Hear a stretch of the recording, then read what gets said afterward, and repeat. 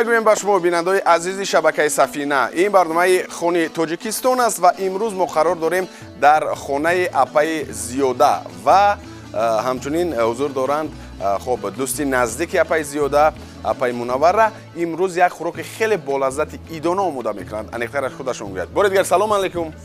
السلام علیکم. امروز چی آماده میکنیم؟ امروز حولو. خب این چگونه حولو است؟ یعنی حولوی سرخک یا اوموچاولو. خیلی خوب. و بینندگان عزیز چون که شما میبینید محصولات زیاد لازم نیست. همین طور است. فقط شکر، آرد و روغن.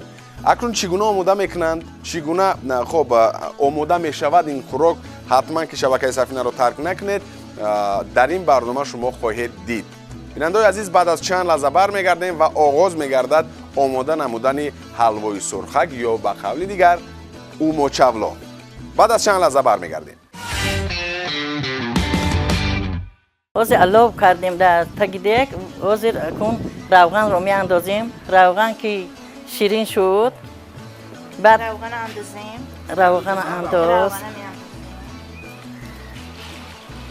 بعد روغن که تصفید بعد اول یک کاسه شکر انداخته کم ترک میکوبیم از پشتی وی. بعد آرد رو میاندازیم.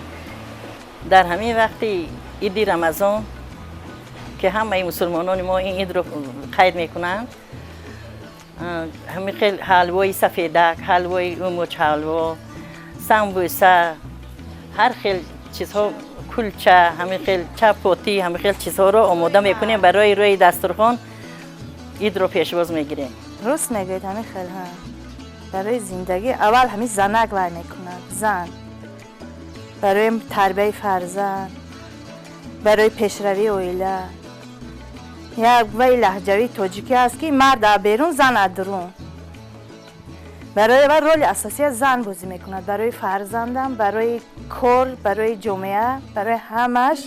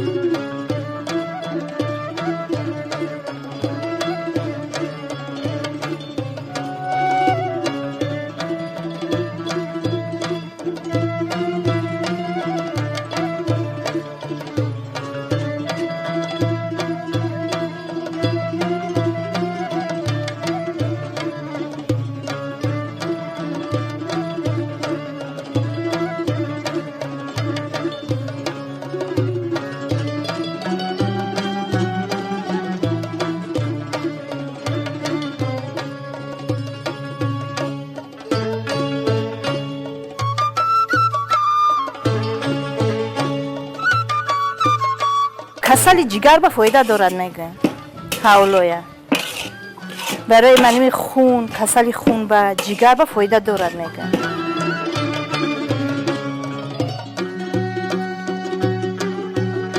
جوانای حوزیره همش هنر دارد، بسیار هنر دارد. کمتر تنبلی میکنه. همش هنر دارد. پخت و پز که همین خوراکای ویای میپزند حوزیره ها پیش خود پخته نمیتونستن. حوزیره ها بسیار خوش رو میپزند. هنراشان نست.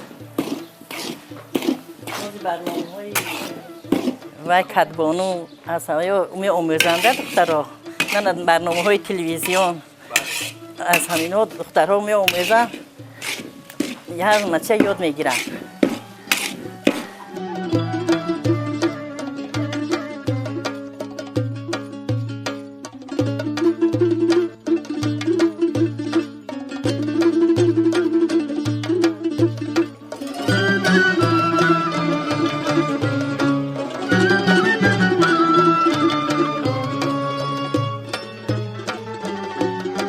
اکنون شربت می اندازیم.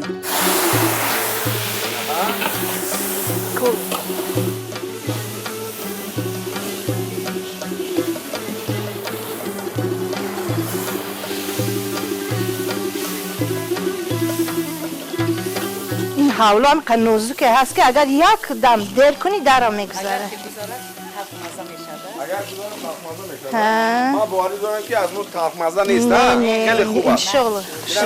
خیلی خوب یک رنگ غیر عادی پیدا کرده. بعد از اون که کوفتن تقریبا 10-15 دقیقه خب بعدا انمون قیام رو شکر رو میجوشونن قیام همون رو میاندازن و دیگر رنگ خیلی غیر عادی پیدا کرد و این رو باید چند قدر دیگر کو حاضر یا همی 5 منوت دیگر میکوبیم 5 دقیقه هم 5 دقیقه دیگر میکوبیم تیار میشه خیلی عالی و بیننده‌های عزیز و نفرانی که تازه با شبکه سفینه پیوستن بار دیگر خودتون می‌نماییم که ما برنامه خونی تاجیکستان رو تماشا داریم و ما قرار داریم در خانه اپای زیاده و اپای منوره با اپای زیاده امروز آماده کرده ایستادن حلوای سرخک موچاولو با تبلیغ خودشون و تبلیغ خودشون موچاولو و خب قریب که چی بیام تیار شد 50% آماده شده است 50% آماده شده است ولی این معنی اون رو ندارد که باید همین کلمانه باید از آغاز کفتن لازم است از همون لحظه که روغن رو میاندازیم باید که کفت یکون ثانیه دم نمیگیریم برای اون که اگر که کمک گذارونیم الکی رنگش دیگر میشود و پیش از همه لذت و مزهش دیگر میشود دیگر خوردن بود نمیشه خیلی خوب بعد از چند لحظه برمیگردیم بیننده عزیز برو همراه باشید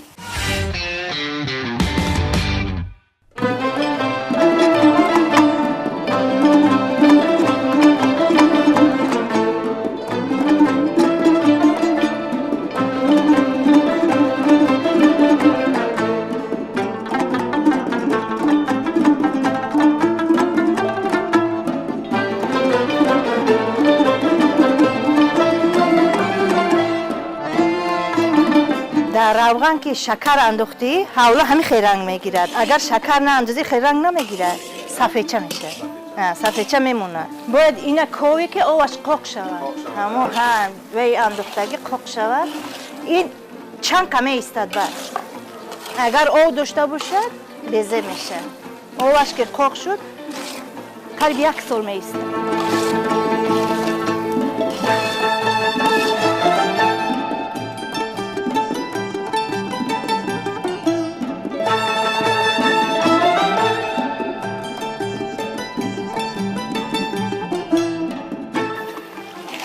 بیننده‌های عزیز قسمت اول با آخر هستید و الکی آماده شد 80% حلوای ما و چیکار میکنید اکنون؟ اپای منور اپای زیاده دیگه میفروریم اکن زمین به میمونیم از روی علو گرفته به زمین میمونیم خنوک که شد بعد این سخت میشه یعنی دیگ رو میگیریم مرحبا من کمک میرسونم خب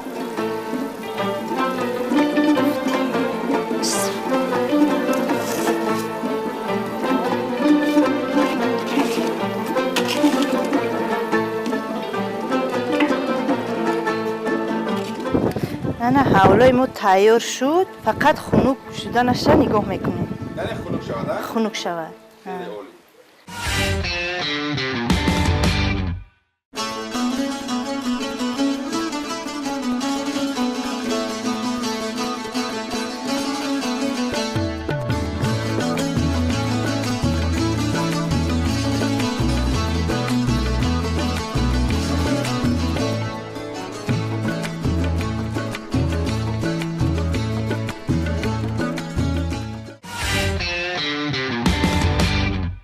اکنون بیننده‌های عزیز و گرامی شبکه سفینه و دوستداران و شوقمندان برنامه خانی تاجیکستان بالاخره آماده شد خوراکی که امروز آماده کردند اپای زیاده و اپای منوره حلوای سرخک یا به قول خودشان اوموچ حلوا و همچنین کلچه نیز در اینجا آماده کردند که خیلی خوب و یک بوی خیلی لذیذ دارن اینها.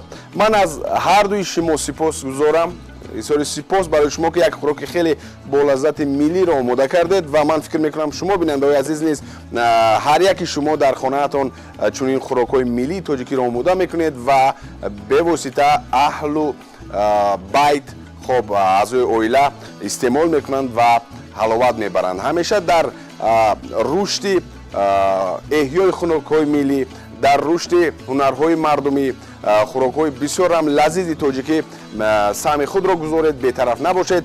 мо инҷо барномаамонро ба охир мерасонем аз хонаи апаи зиёда ва як бори дигар ташаккур апаи зиёда, ташаккури зиёд апаи мунаввара.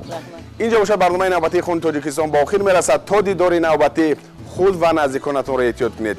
хайр дӯстони азиз.